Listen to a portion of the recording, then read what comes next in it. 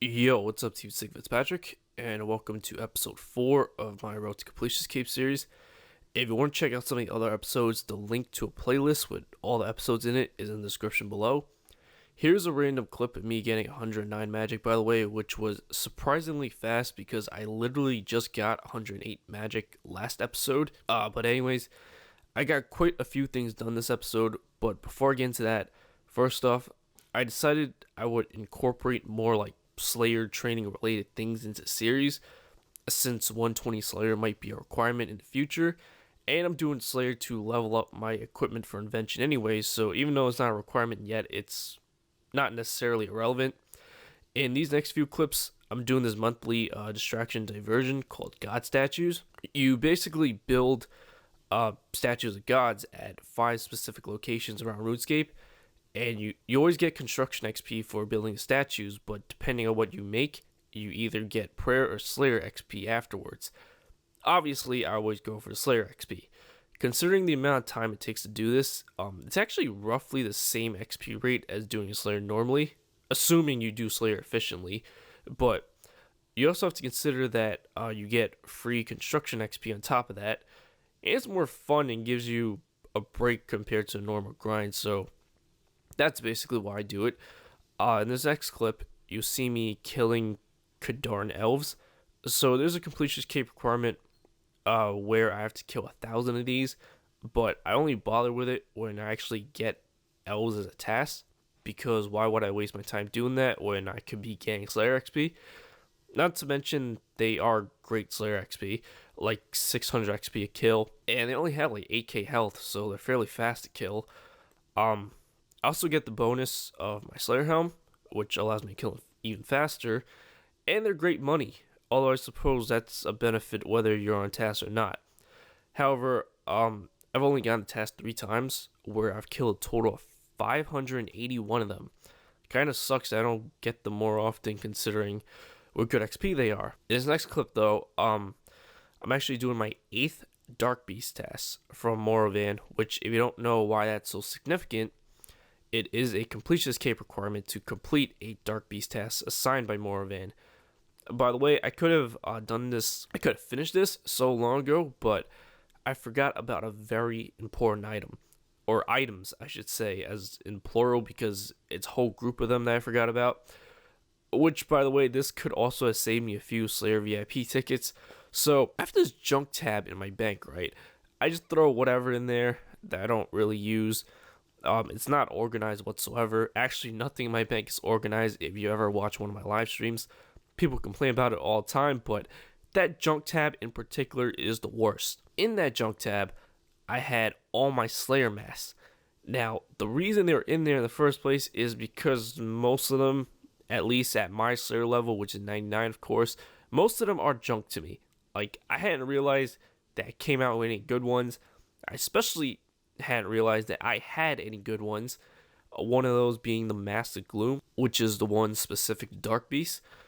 Oh wait, by the way, just to explain quickly for all those who don't know what Slayer masks are, basically you can get these masks from Treasure Hunter. There's a bunch of them, and each mask is related to a specific Slayer monster. Now, when you wear those masks while killing that specific monster on task, you'll get certain benefits such as increased damage, increased drops, and increased Slayer XP. But after you obtain a certain kill count of that monster while wearing the mask, it'll turn into the helmet version. Once it turns into the helmet version, you'll lose all those benefits, but there's one very important one that's available for both versions of the mask, and that is once a day when you wear it while trying to get a task from Slayer Master.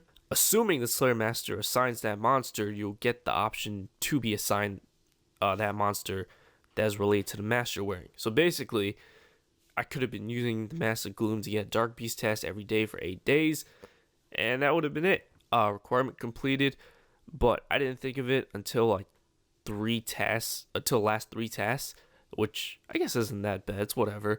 It's not like it was holding me back, but it could have been better if I thought about it sooner.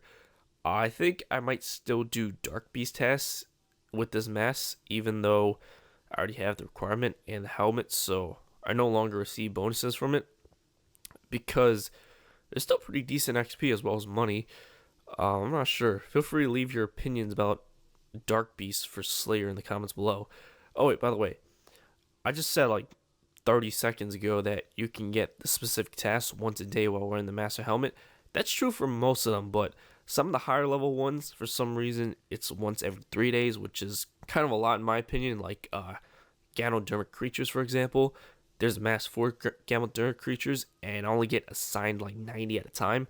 Like, do I really need to wait 3 days for that? Anyways, in this next clip, this is a requirement I've been working on for a while. A little bit at a time, and I finally completed it. When you get access to Prif, this Elf City place, you can come to this potion shop and learn how to make new potions by paying for it. I'm talking like potions where they combined an Overload, Prayer Renewal, and Anti-Fire into one, and there's even an upgraded version of an Overload. Just to give you a couple examples of what some of these potions do. However, some of the potion recipes were lost, especially the really good ones, such as the ones I just described, and you have to go find them. Basically, there are 2 requirements related to this. The first requirement is that you have to unlock the recipe for a super melee potion, make one, and give it to her to get a melee XP lamp. Second requirement is that you have to unlock all the potion recipes, so that also means you have to find the lost potion recipes first. There were 9 of them, and that was the part that took me a while because they're not easy to get at all. Like, there's several options. First one being that you can buy it from the Dungeoneering shop for 500k tokens each, which once you hear the other options, you wouldn't even consider that, assuming you have the patience. The second option is finding an unreadable page while Dungeoneering, but according to RuneWiki, it's a 1 in 320 chance of finding a page at 120 Dungeoneering, and a 1 in 107 chance in hard mode. So, yeah, I mean, you could do that, but it's not very likely. Although it's good if you could do that, especially you want to train Dungeoneering, but I didn't do it because I already had 120, and like it's not even that likely. The third and fourth options. So there are 2 resource dungeons on those like little 2 islands south of this Herblore shop. Each one has a resource dungeon. The closer resource dungeon has this Horde Stalker guy, which will give you 1 card per day. You can only hold 1 card at a time, by the way, so you either have to use it or destroy it before you can get another one. These cards can give you benefits while Dungeoneering. I know there's some good ones. I don't know anything specific off the top of my head because I was only after 1 card, which was the consistent Yak card, which basically guarantees an unreadable page in a dungeon. The bad and ironic part about this was that I only got that card 1 time while trying to do this requirement, and it was for the very last recipe that I needed. And that one time I went into a small dungeon, got the page, and left. The way I got the other 8 recipes was from the other resource dungeon a little bit further south.